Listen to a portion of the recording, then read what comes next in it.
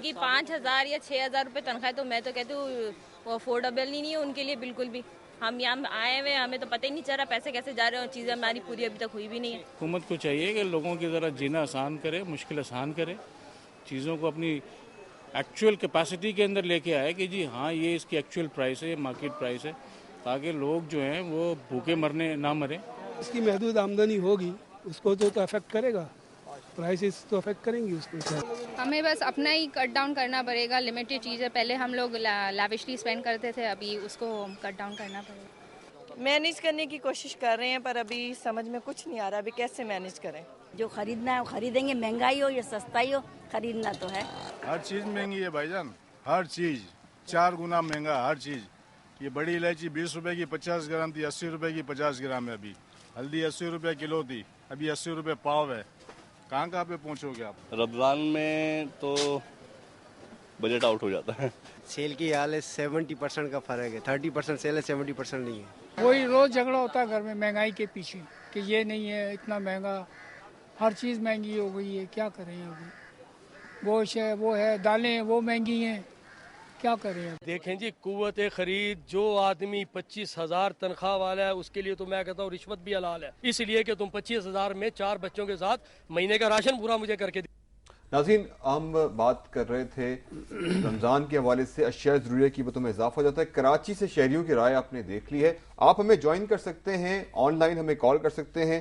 ہمارا نمبر ہے 042-363-12892 اور یہ پروگرام ہے ہی اس لیے کہ ہم آپ کی رائے جو ہے اس کو اس میں شامل کریں.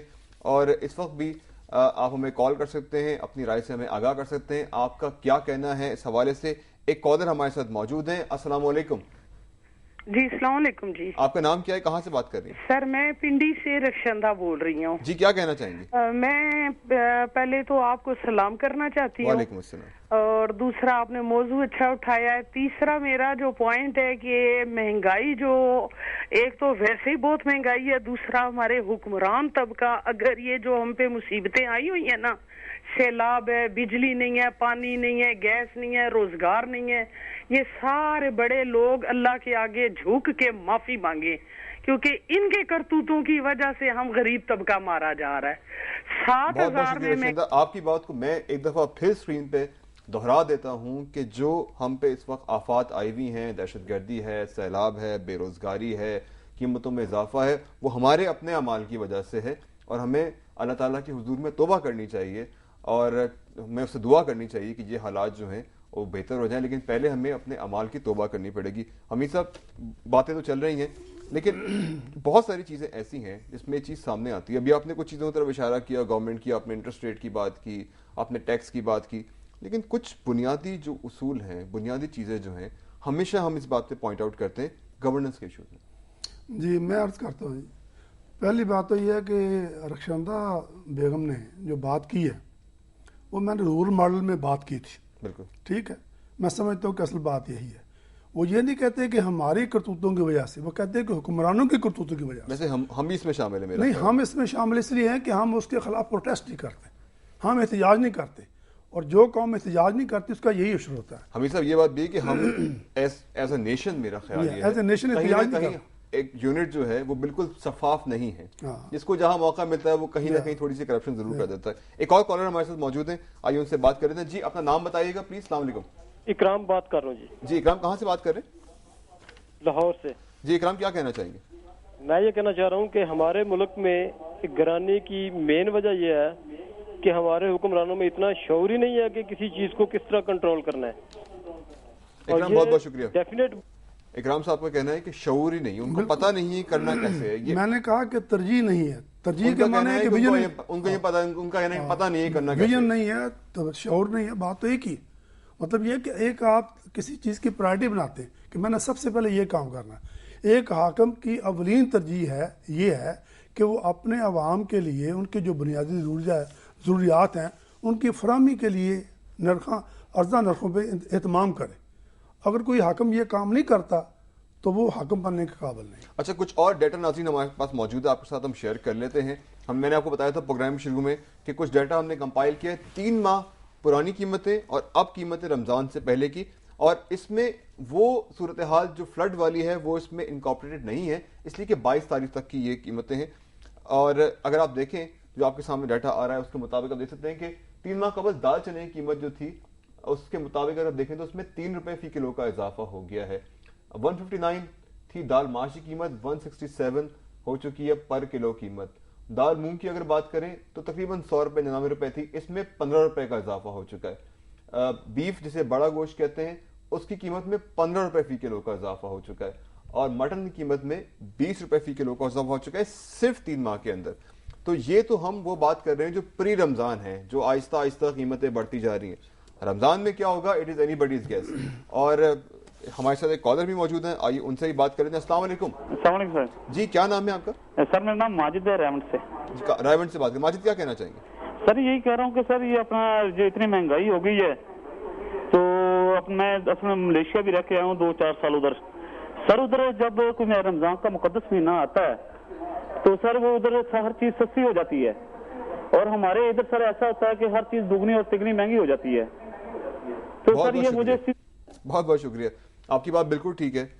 پاکستان شاید ان چند ممالک میں سے ہوگا، اسلامی ممالک سے، میں نے بھی چند ممالک میں وقت گزارا ہے اسلامی ممالک کے اندر، وہاں ہمیشہ رمضان میں بڑا اہتمام ہوتا ہے. قیمتیں بڑھتی نہیں ہیں، بہت ساری قیمتیں کم بھی ہو جاتی ہیں، لیکن ایک ہمارے یہاں ہی ایسا ہے کہ رمضان کو ہم ایک ایسا مہینہ سمجھ لیتے ہیں برکتوں کا. ہاں لوٹ مار کا مہینہ زیادہ ہو جاتا ہے. ہم ایک دوسرے پہ رحم کرنے کو تیار نہیں ہے. جس کے ہاتھ میں جتنا آتا ہے پروفٹ کما لو، پروفٹ اسی مہینے میں ہر طرح کا پروفٹ. پکے مسلمان پکے. بات یہ ہے جی کہ یہ ایک المیہ ہے کہ پاکستان میں جو بلو پاورٹی لائن لوگ آج سے 10 سال پہلے تھے وہ تقریباً 25% تھے. ٹھیک ہے، آج ان کی تعداد 40% ہے جن کی روزانہ انکم صرف $2 ہے، اور غربت میں وہ لوگ پس چکے ہیں. اس وقت خودکشیاں ہو رہی ہیں، حالات بدترین ہیں. دیکھیں 2 طریقے ہیں. ایک تو یہ ہے کہ آپ غریب کو کھڑا کریں، ایک یہ ہے کہ غریب کی پرچیزنگ پاور کو بڑھائیں. ٹھیک ہے، جی غریب کو پرچیزنگ پاور کو بڑھانے کا طریقہ کیا ہے کہ اس کو ایجوکیٹ کریں، ٹیکنیکل ایجوکیشن دیں، اس کو امپلائمنٹ دیں، اس کو کام کریں. آپ کی بات ٹھیک ہے، لیکن ہم ایک اور طرف نکل جائیں گے، اس میں وہ ایک الگ موضوع بن جائے گا. لیکن غربت بات، ہاں مہنگائی، وہ آپ کی بات ٹھیک ہے.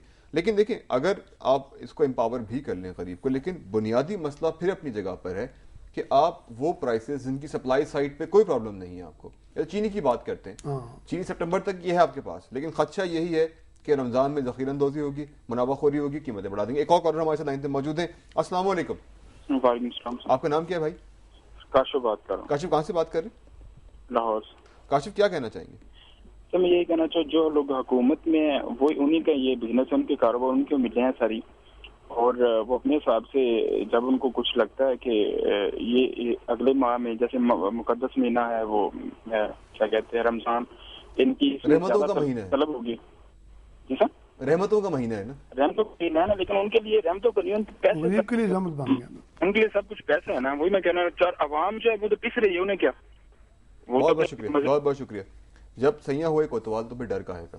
بات یہ ہے کہ جو یہ کہہ رہے ہیں بات ان کی بھی ٹھیک ہے کہ حکمران طبقے کا بھی مفاد شاید اسی بات سے وابستہ ہے کہ قیمتیں، کیونکہ ان کی شوگر مل چل رہی ہیں جیسے وہ کہہ رہے ہیں، تو پھر وہ کیوں قیمتیں کم کرنے کی کوشش کریں. میں یہی کہہ رہا ہوں کہ جب تک حکمران طبقے میں اس بارے میں ویژن نہیں آئے گا، جب تک وہ اس کی گورننس نہیں کریں گے، جب تک وہ اس کی رسپانسبلٹی نہیں لیں گے. گورننس کیا ہے؟ جب اپنا مفاد ہے پھر کیوں کریں گے؟ گورننس انیس صاحب کیا ہے؟ رسپانسبلٹی. ٹھیک ہے کہ آپ نے رسپانسبلٹی لے لی، ٹھیک ہے. اگر آپ نے پھر رسپانسبلٹی لے لی اور اپنی قبیلے کے لوگوں کو بھی آپ نے ساتھ دے دی جنہوں نے کام غلط کیا، ایسا اب تک تو نہیں ہوا، نہیں ہوا، ہونا چاہیے. ناظرین چھوٹا سا بریک لیتے ہیں، بریک کے واپس آتے ہیں، ہمارے ساتھ رہے گا.